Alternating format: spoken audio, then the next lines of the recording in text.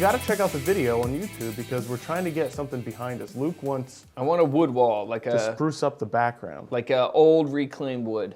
Yeah. What is it? Who are the people on HGTV that are super famous? Yeah, Chip and Joe. Chip and Joanna Joanna. Gaines, yes. Yeah. We need like what is it, Shiplat or whatever? Shiplap. Yeah, Shiplap. Yeah, I said lat. You need to sell some shiplap. Yeah, that's what I need behind us. But hey, we're going to power through this episode. We have, to start off, our reader reviews, listener reviews. I always call them reader reviews. Yes. I'm going to get this right one time. Yes. 107 episodes in, and I'm going to get this right. This one comes from Tana Montana. She gave us 5 stars on iTunes. It says, outstanding content. I am a 25-year-old veteran as a residential real estate agent, and my goal is to embrace a modern way of marketing. This podcast has provided me with solutions I've never heard of before. Whew. I'm so sold, all caps, on this podcast. I've unsubscribed from all the others. I highly recommend it if ultimate success and a good use of your time and money is important to you. Dang. So go check out the video. I'm blushing right now. Beautiful. Yeah. You can have your review read here on the podcast if you head on over to iTunes, leave us a 5-star review. But on this podcast, we have an amazing guest, Beth Traverso. She is a top agent and broker in Washington State. She's the leader of the Beth Traverso Group. She started off in real estate more than 20 years ago by restoring and flipping properties, and since then, she's gone on to be a member of the RE/MAX Diamond Club, doing over $1 million in annual commission, as well as being ranked in the top 1% of real estate brokers in the greater Seattle area. She says her team prides itself on communication and specifically providing a concierge-level experience. Beth, welcome to the podcast. Thank you for having me. Yeah, Beth, Happy to be here. It's amazing to have you on. We had seen you on another podcast, and we knew we had to get you on the show, especially because of your track record. So it's just super impressive. Not very many agents are doing that type of volume that you're doing. And as we've produced this show, one of the things that's been really our focus is how do we get successful people and then talk about really actionable advice that really breaks down how you actually got there. I'd love for you to kind of introduce, you were just sharing a little bit before this podcast of your story and how you've kind of overcome even reinventing yourself. You experienced a period of time during the recession. So if you could kind of just give your story, your 30,000-foot view of how you got into real estate, this journey you've been on, and take us up to today. And then let's dive into really the nuts and bolts to pick out like the strategies that you've used to really grow your business. Yeah, absolutely. So my 2-minute like nutshell version is, well, I'm a broker and real estate agent team leader in the greater Seattle area. And I started in 1998, and that was a totally different era of real estate where, Zillow wasn't even a thing yet. There just like really wasn't much way to generate business besides, like the very, very old school ways. And I did okay. I had sort of a smallish business. It was like just enough to get by. It was nothing, too exciting. And then I moved outside the city of Seattle about 20 miles, and that was right about 2008, which we all in real estate know, like what happened at that time, where basically our industry found itself in a crisis state, and everything was imploding. And I found myself in kind of a tough spot where my real estate business was suffering, my husband's contracting business was suffering, our real estate investments that we always relied on were tanking also. And I was a mom of a baby and ended up having 2 more babies. And so basically everything kind of like snowballed to a point where I basically decided to sort of sit it out for a while. Like, okay, things aren't going so well. My business doesn't exist. I think I'm just going to focus on being a mom. Thankfully, we had some reserves. We just kind of lived off of that for a while, waiting for things to blow over.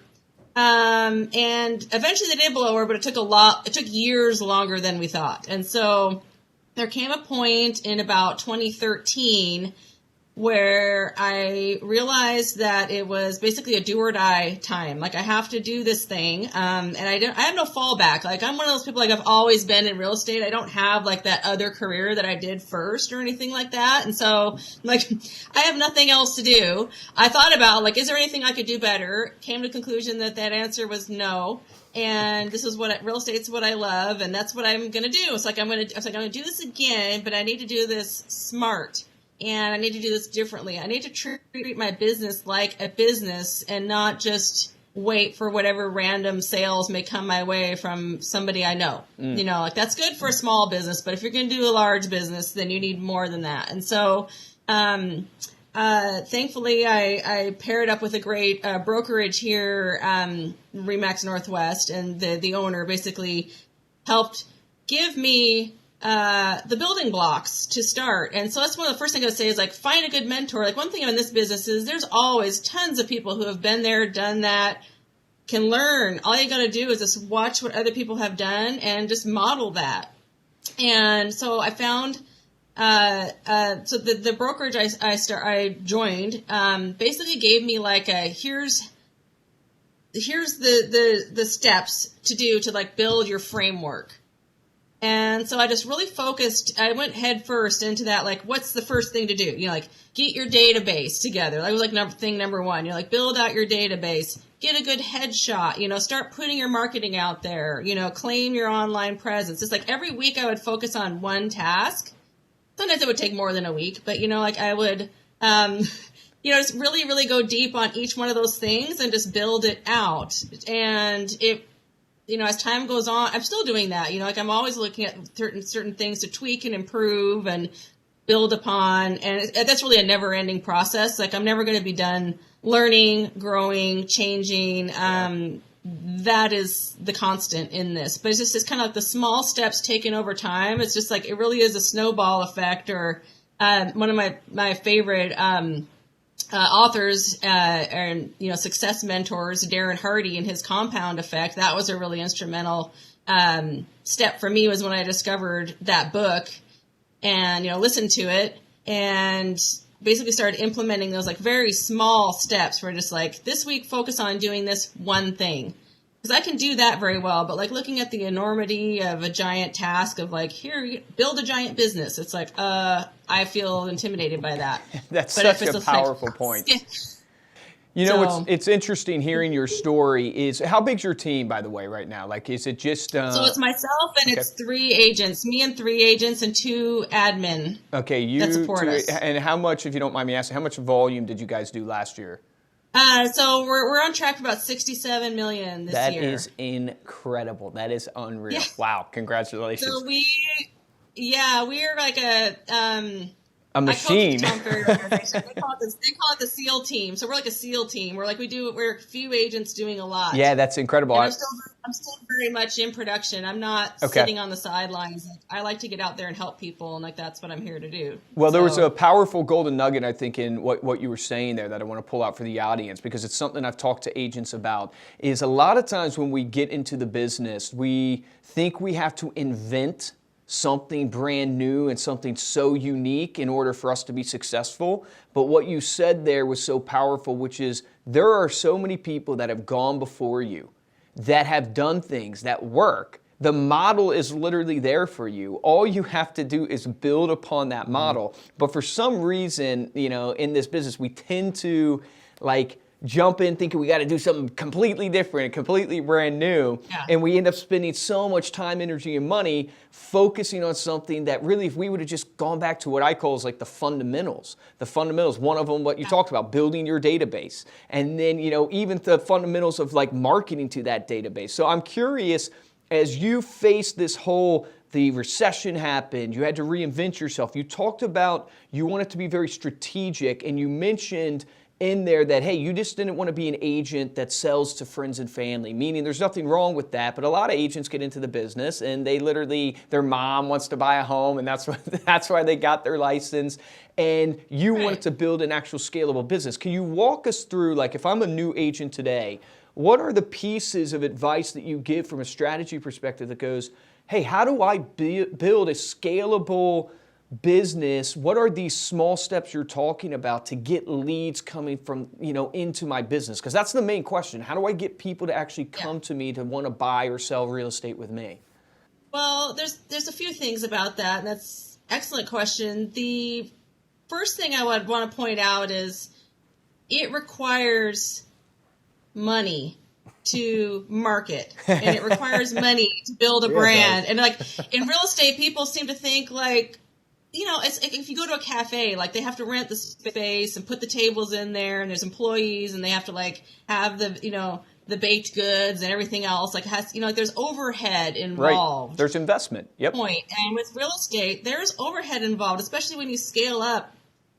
There's going to be overhead. Then it becomes more a matter of like measuring your return on investment, et cetera, making sure you're investing in the proper things.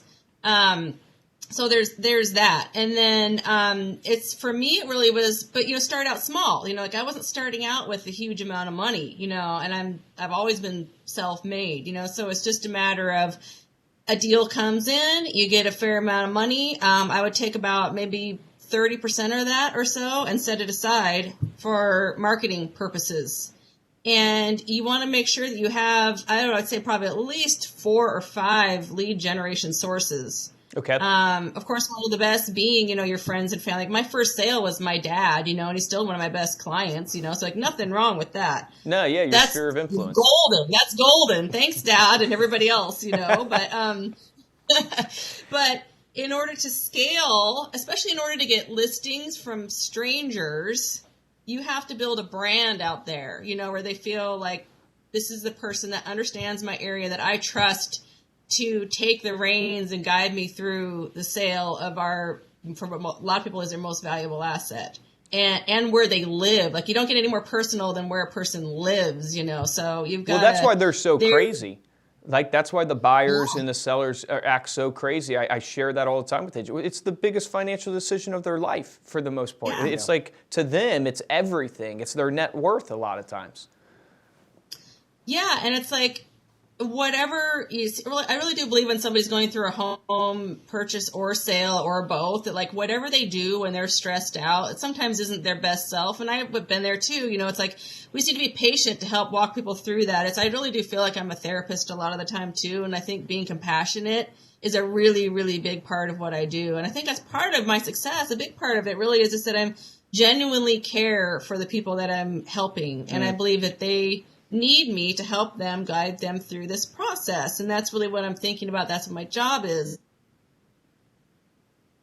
Marketing is basically getting them to call me or reach out to me, especially if they don't know me. I want them to feel like they do. And so, there's so many different aspects to it. I have a lot of people are always coming up to me saying like, your marketing is incredible. Cause basically I'm just hitting them from all sides. It's like, they go to their mailbox and there I am. Yeah. That in and of itself is a strategy. The idea of being omnipresent, basically. You want people everywhere they turn to see you. So how would that look in execution? It looks like, hey, when you do an open house, you put yard signs all over the place. When on Facebook, you're posting, right, every single day. So they see you online as well. That you're hitting your farm with a mailer maybe once or twice a month. Maybe it's an email, but you're hitting them every single place because it's that cumulative effect that you had pointed out just a few minutes earlier. It's no one big thing. It's just little things done consistently that builds the brand. Now, you had mentioned, because I love what you said there. You basically said,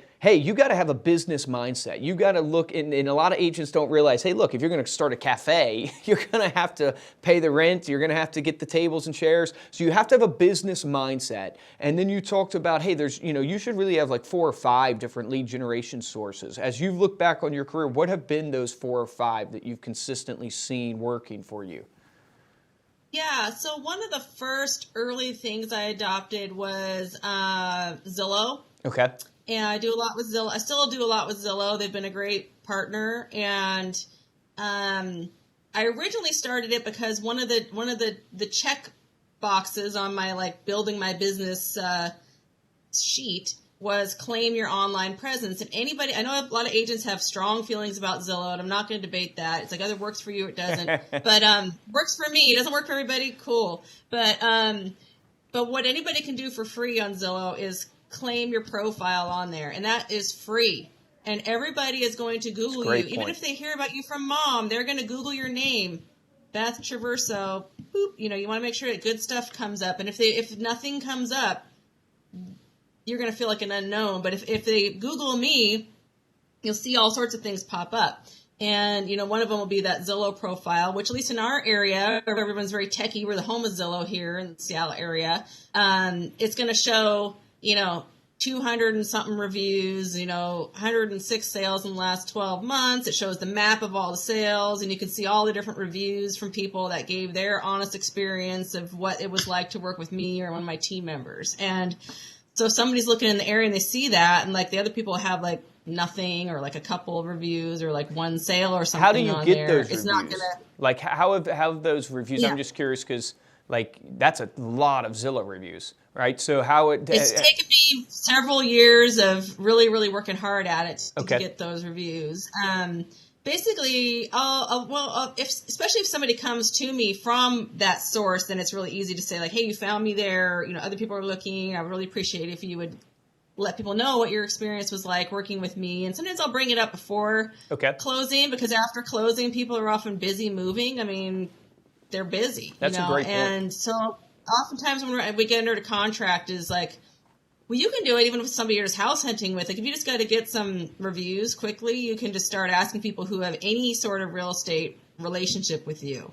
Now Zillow does screen them, so they're going to want to make sure it's legit, and you want it to be authentic. It's really important that it be authentic. But and I never tell people what to say.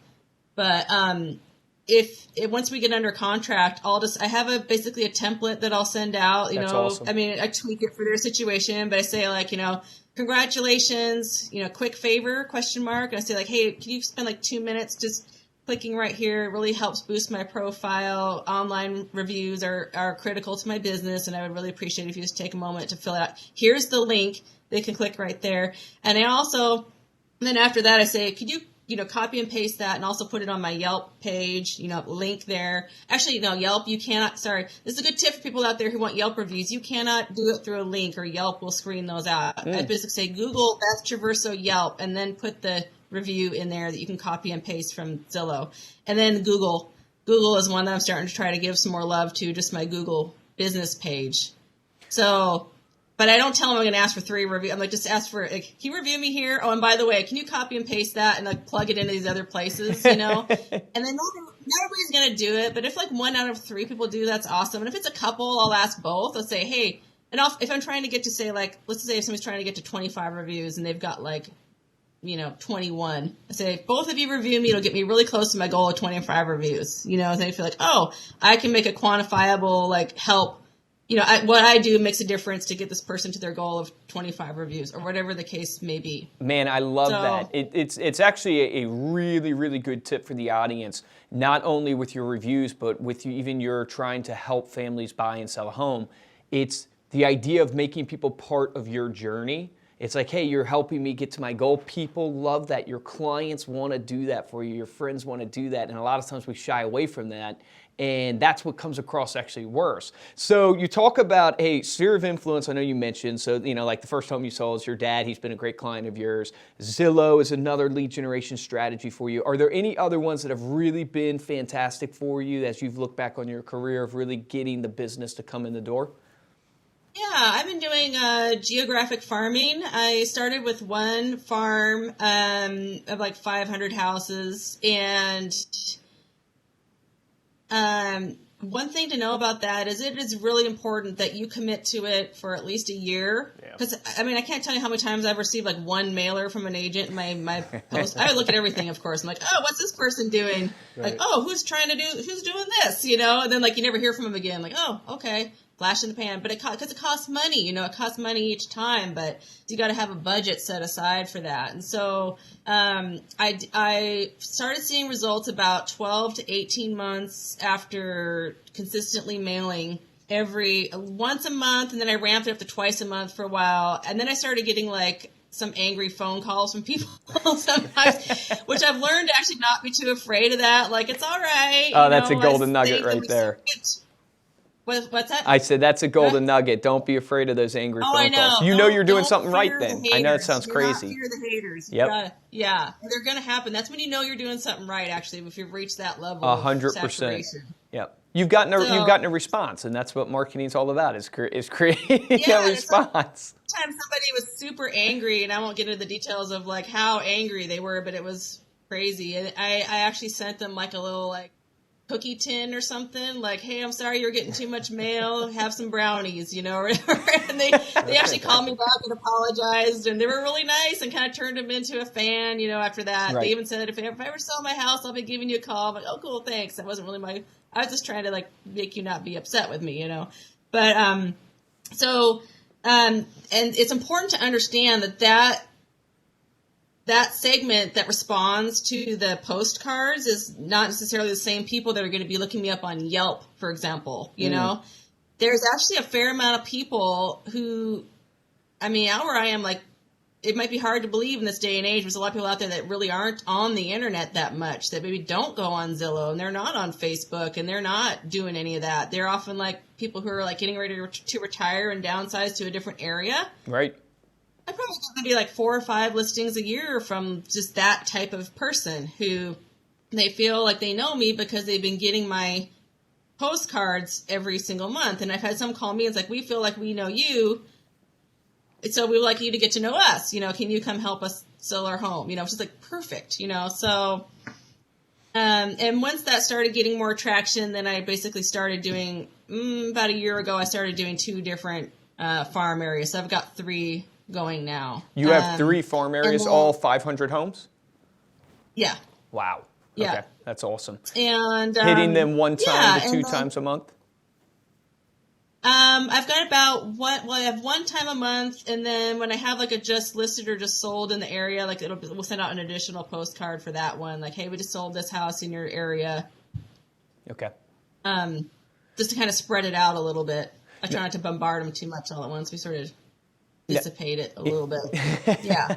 Now, I think that's fantastic, and I think the point you made is that, one, is farming inherently built into its name. It's a long-term game. It's not an instant gratification game. You have to stay consistent in it. It's just like a farmer, whether they're planting their crops, you got to work that crop, obviously. And so I think that's a great point to point out to the audience. I guess I would ask you, as you're generating these leads, you talk about this concierge service, and I would love to hear kind of that differentiator for you, that you provide this concierge level service to your clients. So as you've generated these leads through these different kind of lead sources, talk to us a little bit about what that means for your business, and then how that's really helped you grow or separate yourself, because I know your market is a super competitive market. There's a lot of real estate agents out there. And so how has that helped you in kind of differentiating you? So for myself, how I provide that higher level of service, part of it is, there's a couple aspects to it, but one is assembling an amazingly competent team of professionals to help, because it's never just me, it's like the entire team. And like if it's a seller preparing a list, we have stagers, landscapers, contractors, painters, photographers, videographers. That's another marketing thing I want to talk about, videography. But all of these people that I've like cultivated these relationships over time to where they're ready to jump in and help and do whatever they can collectively to provide the very best experience and ultimately the very best results for my clients, by just having those skilled professionals at the ready to jump in and help at any time. And also availability, people are always like amazed how like, oh, I can't believe you actually like called me back tonight, or, responded to my email in a timely manner. And like, well, that's what I do. So yeah, it's like, yeah. And the other thing too is like remarkably simple. Just do what you say you're going to do. Yeah. I've noticed when I go into like sales situations where I'm like, I'm interested in buying this widget, whatever it is, here's my name and number.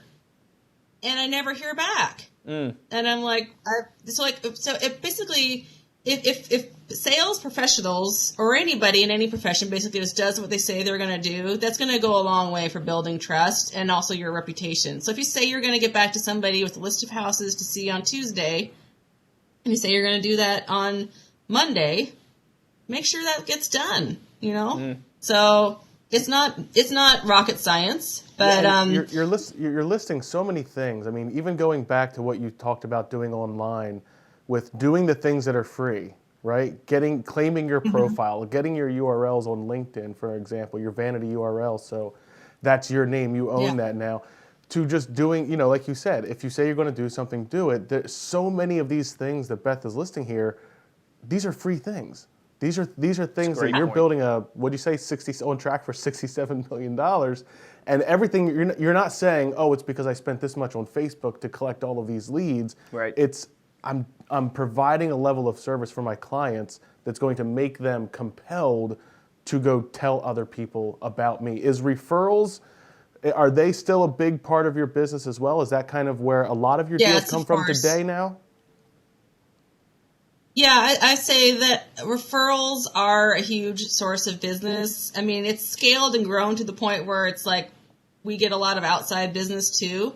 But then we definitely nurture those relationships. And I was just talking to somebody earlier today about an internet lead that came in on a property, I don't know, 5 years ago or something like that ended up turning into 6 transactions or something, just off that one. And the ROI. And I'm still in touch with them. I saw them earlier this week. We met again because they want to make a move, so we talked about that.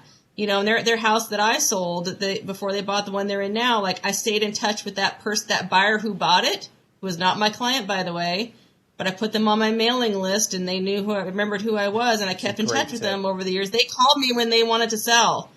I don't know what their other agent was doing, but they called me when they wanted to sell. And then they bought too, so it's just and now they're my clients, and so it just goes on and on and on from there. But the main point is just you got to keep in touch with people and make sure that they, always know where to find you and that you stay top of mind. How often are you keeping in touch with your database? Like when you look at your past clients, your relationships, how often do you find yourself keeping in touch with them? Minimum a couple times a month they get something from me. Okay. So yeah, I mean, as far as something in the mail, I don't necessarily do a lot of email marketing, and maybe that's something I should be doing. It is free, more or less, but it's just, I don't know. I get hundreds of emails a day, so the problem with the email is exactly what you're saying. It's not bad because it is cost effective, but it definitely is getting hammered right now. So. Right.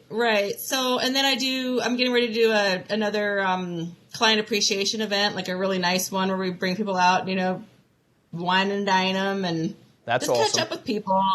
Yeah, I've spent a lot of time driving, and I take advantage of that time. I'm listening to podcasts, or I'm definitely doing that because there's always good nuggets in the podcast. So yeah, and then I call people organically when I think about it, or texting. These days, texting really seems to get the best level of response. Where I'm just thinking about somebody oh, there's, Chris's house. I wonder how Chris is doing. And I'll just be like, hey, Chris, how's it going? Did you ever get your bathroom remodeled?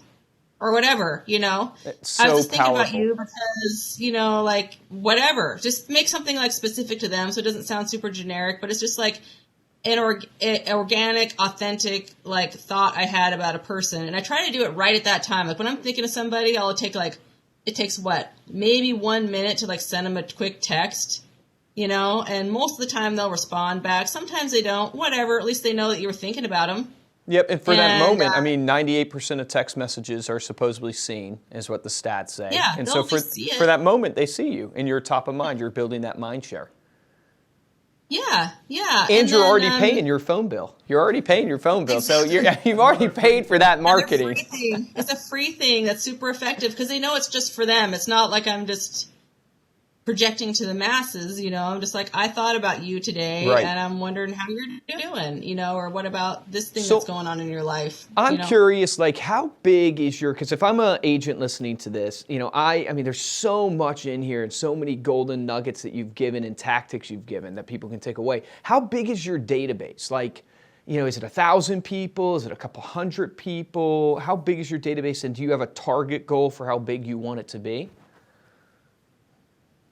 That's an interesting one because it's sort of there's different segments of the database. My past client in Sphere is probably about 650 people, something like that. Okay. And then my it might be more than that. I'm not really sure. But then there's all the people who just drop into the funnel, who are just kind of, some of them are random people who just like clicked on some Facebook thing. Yeah, they're like your top of funnel people.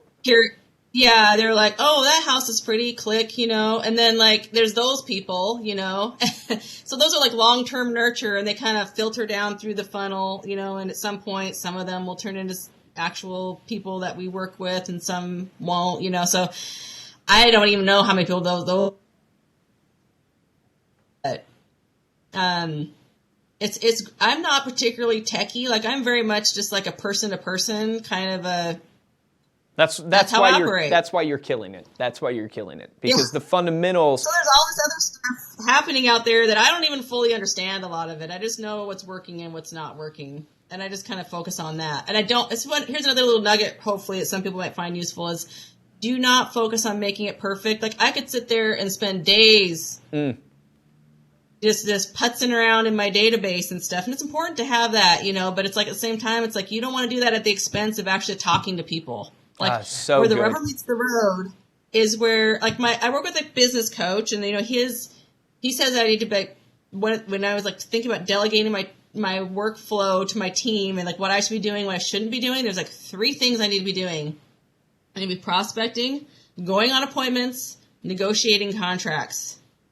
Literally everything else somebody else can do. And that includes the marketing and stuff too. Like, I have all that either on autopilot or my admin helps. And I know a lot of people don't have admin, but like anybody can set up their marketing on autopilot. Like, you can set up a farm. So true. And just set it up like, I don't have to think like it's October, or what kind of postcard am I going to create? And I got to like find the right imagery, and I got to be a graphic designer and like create this whole thing. And then I have to like take it to the post office and mail it. No, I don't do any of that. All I do is I pay for it, but it's automatically deduct. I don't even like have to decide to pay for it. It just comes out of it gets charged to my credit card, and out the door it goes. You're it's touching, just like, oh, I love that. Yeah, I mean, you are touching on one of the most powerful principles in business. Is you, as the CEO, person of your business, you need to focus on the things that, one, only you can do. Right? So you have a job as the owner, CEO, that only you can do because you technically are the owner and CEO. But second would be, what is the things that produce income? What are the income generating activities? Like, what are the things that actually move the needle in your business? Because you can pay everybody else to do the other things. All you have to do is take the leap of faith and delegate, and don't spend time on administrative stuff. Go spend time making money. Like Grant Cardone says all the time, why are you thinking about saving money? Think about making money. Like, sales solves all pain.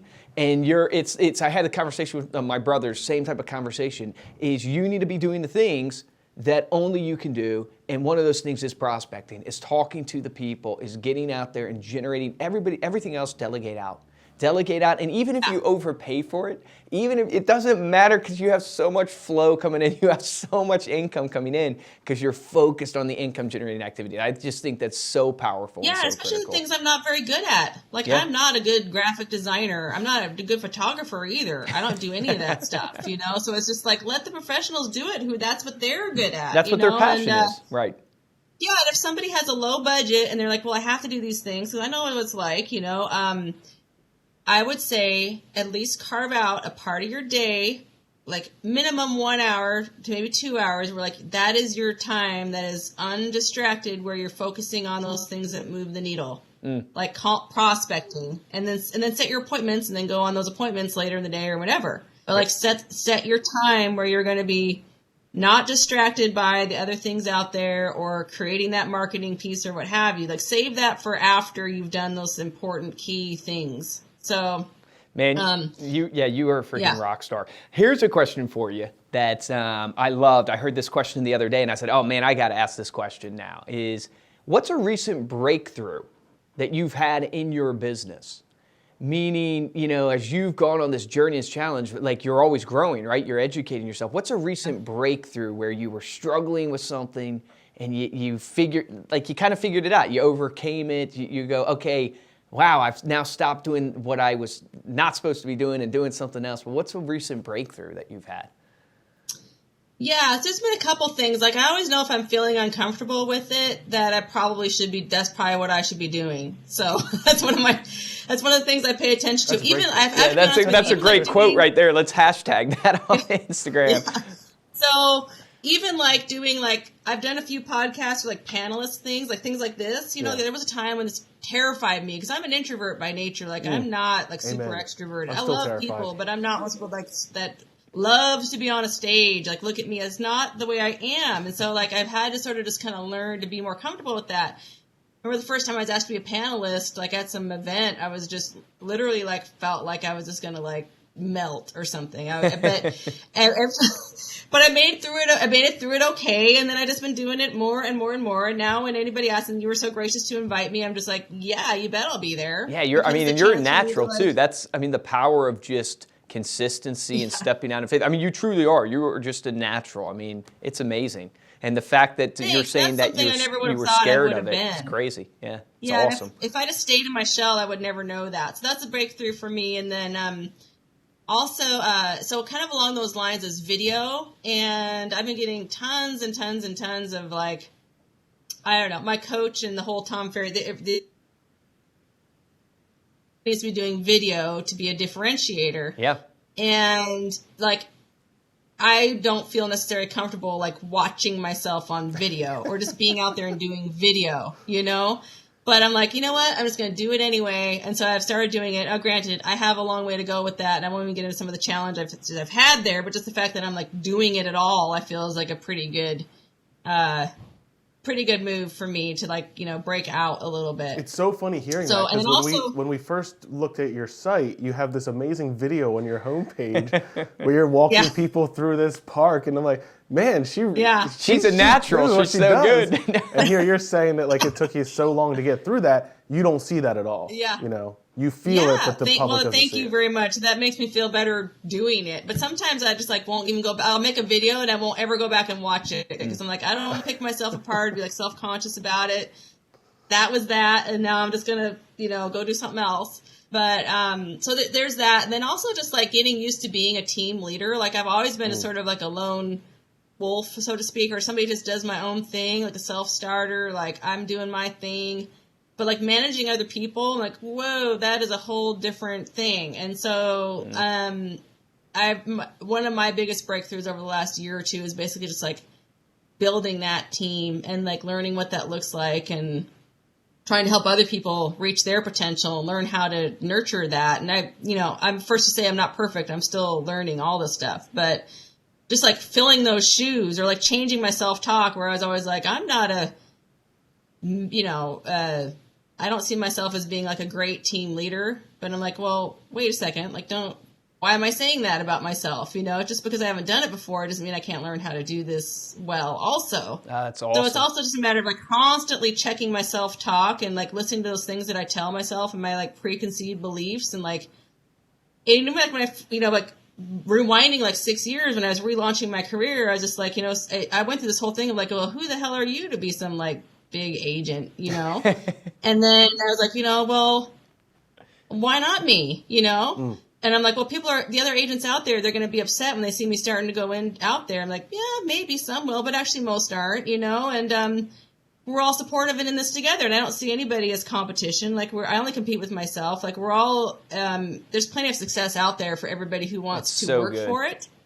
And that's how I feel about it now. But at the time I was sort of like, very self-conscious of like, well, the whole who am I to be doing fill in the blank, but I had to just kind of basically train my mindset around that to just like, well, why not?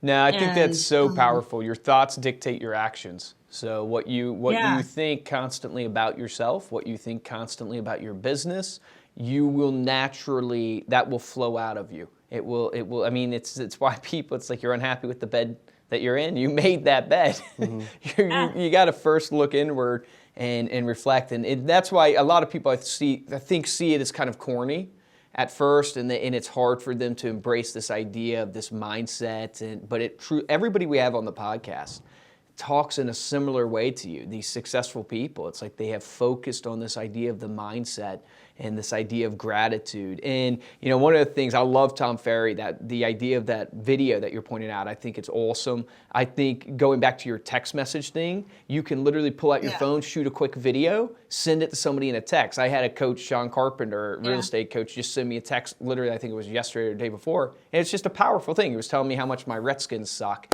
and he's right, the Redskins, you know, do suck. But the point being is that you were afraid to do video.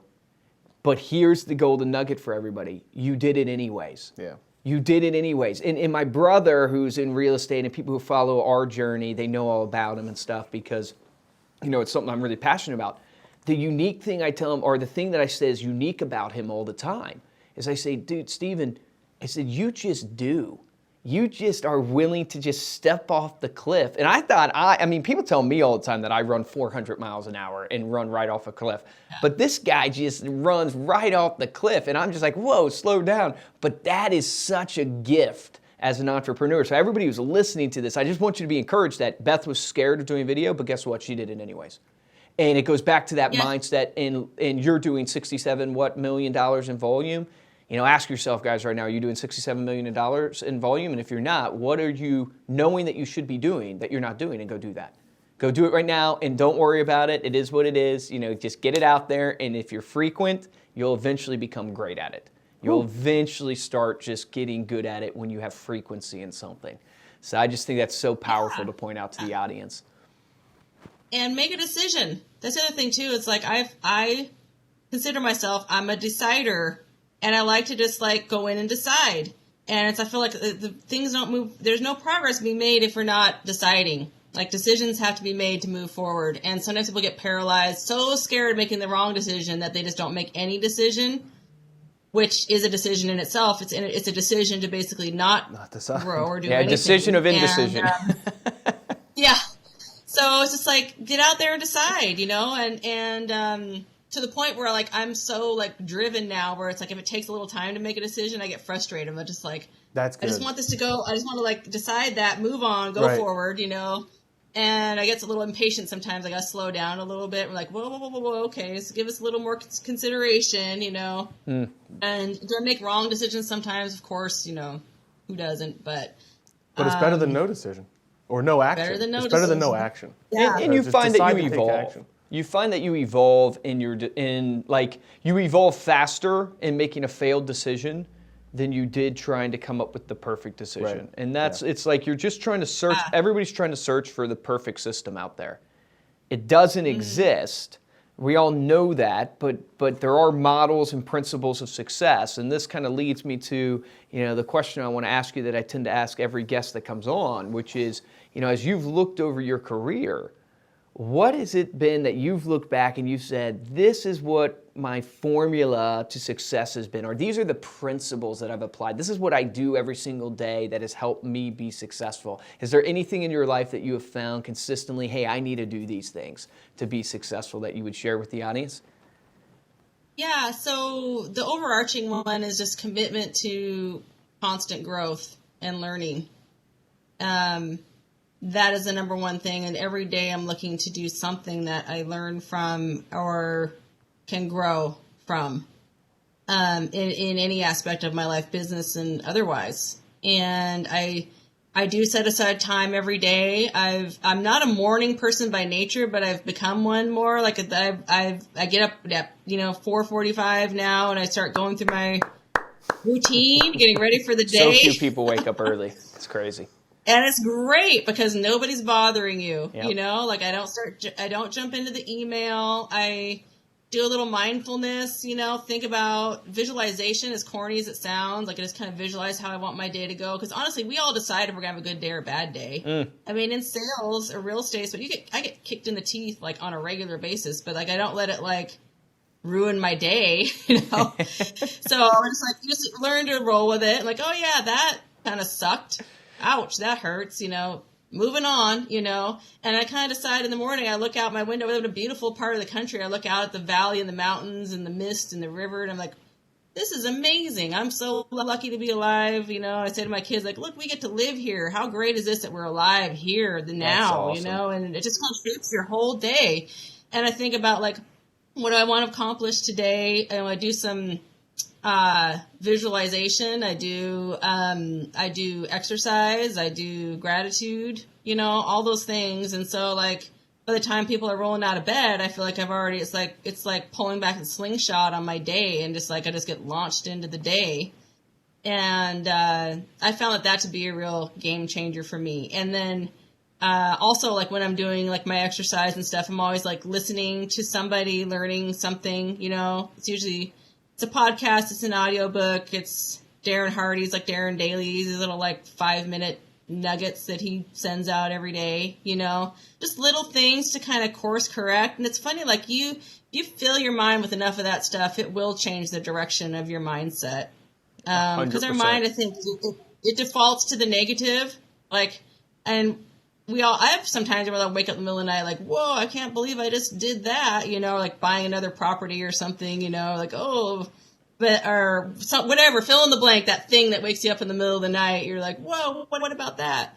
But then the more you can like be mindful and focus on the right things in the morning, especially, just helps put me on the right trajectory for the day. And then I really just focus on every day. It's interesting as I've looked into real estate more and more and watched people's journey. And then I think about my own journey in our business in ReminderMedia. And then I get the privilege of being part of a network of entrepreneurs, of thousands of different entrepreneurs, and just hearing their stories. And it doesn't matter the widget that we're all selling, because we're all, selling a different widget. It tends to be a very emotional journey, especially in the sales-based industries. And guess what, real estate agents? You're in a sales-based industry. Insurance agents, you're in a sales-based industry. I mean, it is about sales. I mean, you have to get out there and meet and greet people. It's about, sales is really adding value to people's lives. But it's such an emotional journey that what really kills people is not really necessarily the tactics of not knowing what to do. I mean, you can literally Google and get a bunch of lead generation ideas, FSBOs, expireds, open houses. Yeah. What it is it's in those moments of discouragement. Are you able to climb out of that valley? Are you able to get yourself out of that valley to keep going? Because real estate is such an emotional roller coaster. And what's interesting is I've always now found that it's like you don't get out when your well is empty. And your well in your life is empty when you're not feeding yourself with what you're doing, which is this visualization, which is this thinking about being grateful for the life you have. It's education and feeding, and I always call it feeding your body, mind, and spirit. Like there's these 3 different parts of you, and when your well is empty, there's nothing to pull from. You're like literally in the desert, and you can't get any water. You can't quench your thirst because you have nothing to pull from. And so you got to think of yourself almost like a bank account. And every time you are listening to a podcast, you're reading something, you're practicing gratitude and visualization, like you're saying, you're filling that bank account. Because guess what? When you get kicked in the teeth, like you talked about, you're going to need that bank account. You're going to need to go to that well and be able to pull some of that encouragement that you fed yourself with. And that's where we tend to kill ourselves, is that we don't feed our body, mind, and spirit. And it's such an emotional roller coaster that 87% fail within 5 years. And it really, I don't think, is because of the tactics. Like I first started out a couple years back thinking, I need to give everybody the exact tactics.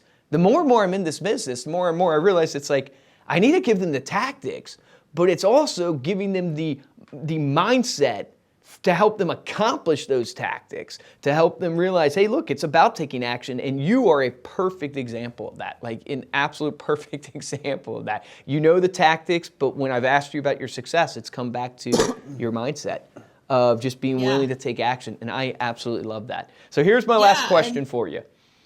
Is going back now, as you look back on your career, what would you tell younger Beth? What would you tell her, and the advice you would give her, whether it's running away from different things or going harder into certain things? What advice would you give?